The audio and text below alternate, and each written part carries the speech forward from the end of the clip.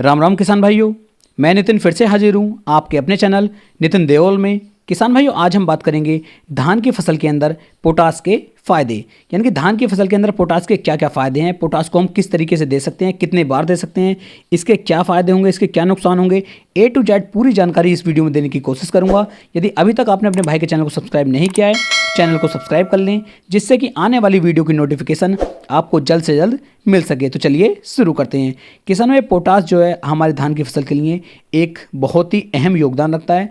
जिस तरीके से नाइट्रोजन, फास्फोरस और पोटास पोटास हमारा तीसरा तत्व है, जिस तरीके से इन तीनों की आवश्यकता पड़ती है, उसी तरीके से किसान भाइयों, जहां पर आप नाइट्रोजन और फास्फोरस डालते हैं, वहीं पर आपको पोटास की आवश्यकता भी अपनी धान की फसल के अंदर अवश्य पड़ती है। और इसका यदि मैं उपयोग की बात करूं तो धान की फसल के अंदर आप पोटास को लगभग 2 बार आपको डालना चाहिए। एक समय पर किसान भाई, जब आप धान की फसल की रोपाई करते हैं उस समय पर आप पोटास का उपयोग कर सकते हैं। और दूसरा किसान भाई, जब आपकी धान की फसल के अंदर बालियां बननी शुरू हो जाती हैं उस समय पर आप पोटास का उपयोग कर सकते हैं। इसके क्या क्या फ़ायदे हैं उसके बारे में बात कर लेते हैं।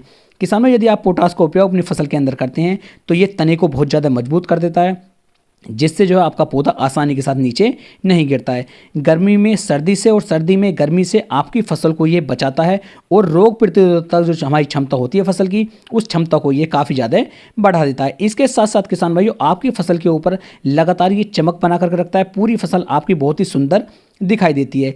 और किसान भाइयों, इसके साथ साथ जो हमारा दाना होता है, दाने को ये भरने में बहुत ज़्यादा सहायता करता है, जिससे दाना जो है हमारा पूरी मात्रा में भर पाता है और दाना हमारा ठोस हो जाता है, जिससे जो हमारे दाने का वजन होता है किसान भाइयों, यह काफ़ी ज़्यादा बढ़ जाता है। और जो हमारी बालियाँ होती हैं, बालियाँ काफ़ी ज़्यादा मजबूत, काफ़ी लंबी और वजनदार निकलती हैं। यानी कि कुल मिलाकर के यदि आप पोटास का उपयोग करते हैं तो आपकी फसल की पैदावार क्षमता बढ़ जाती है, चमकदार आपकी फसल हो जाती है और पूरी फसल जो है आपकी बहुत ही सुंदर दिखाई देती है। इसके उपयोग की बात करता हूँ, कितनी कितनी मात्रा आपको किस समय पर लेनी है। तो किसान भाइयों, जब आप रोपाई करते हैं तो उस समय पर आप एमओपी पोटास का उपयोग कर सकते हैं। और इसकी मात्रा की यदि बात की जाए तो लगभग 20 से लेकर 25 किलोग्राम प्रति एकड़ के हिसाब से आपको एमओपी पोटास लेनी चाहिए और रोपाई के समय पर आपको इसे डाल देना चाहिए। उसके बाद किसान भाई, जो हमें दूसरी बार हमें पोटास का उपयोग करना है तो वो उपयोग आपको करना है जिस समय पर आपकी धान की फसल के अंदर जब बालियाँ बननी शुरू हो जाती हैं, उस समय पर आप एमओपी पोटास का उपयोग कर सकते हैं। और उस समय पर आप पोटास का उपयोग कर सकते हैं। और पोटास इस समय पर आपको किसान भाइयों NPK 0050 का जो हमारा ये स्प्रे आता है वो आपको लेना होगा। और इसकी मात्रा किसान भाइयों लगभग 1 से लेकर 1.5 किलोग्राम प्रति एकड़ के हिसाब से आपको लेनी है।